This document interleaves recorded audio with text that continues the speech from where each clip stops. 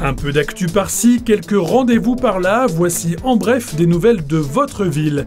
Ça va être chaud sur la glace de la patinoire de Clermont. Samedi 9, les sangliers Arvernes, féroces hockeyeurs clermontois, y affronteront Courbevoie et tenteront de construire un pont vers la première division, après avoir été sacrés champions de France de D2 en remportant la manche retour contre Cergy-Pontoise samedi dernier sur un score de 3-5. Barrage donc le 9 avril à Clermont et on espère une ascension en D1 le 16. Allez les gars! Flatter le palais avec un sanglier Arverne, c'est bien. Flatter le palais en accompagnant le sanglier avec un vin d'Auvergne, c'est mieux.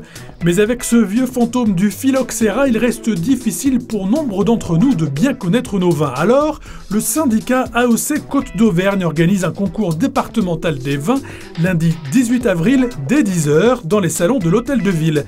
Excellente occasion de se familiariser avec les différents crus de notre terroir qui sera suivi, si le temps le permet, d'une visite des côtes de Chanturgue avant de découvrir les lauréats du concours le 22 avril 18h30 dans le patio de l'Hôtel de Ville.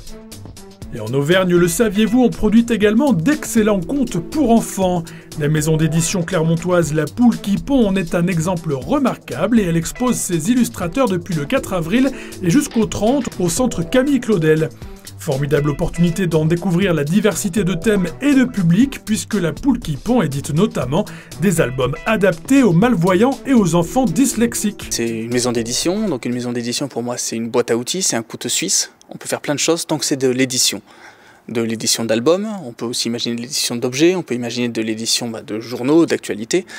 Ce qui m'intéresse c'est de travailler autour de l'illustration. Le journal qu'on lance, c'est un journal sans photo. Uniquement avec des illustrations qui va mettre à l'honneur à chaque numéro un illustrateur jeunesse. Autour de l'expo, des ateliers, des lectures, des rencontres et des performances viennent enrichir l'événement Illustrateur Jeunesse, ouvert aux petits comme aux grands enfants. Enfin, Van Gogh, Monet, Courbet ou Gauguin, vous êtes déjà plus de 15 000 visiteurs à vous être rendus au musée d'art Roger Quillot pour apprécier la quarantaine d'autoportraits de la première exposition itinérante du musée d'Orsay. Une exposition qui mêle les styles et les écoles à découvrir jusqu'au 5 juin prochain. En bref, rendez-vous la semaine prochaine pour plus d'infos.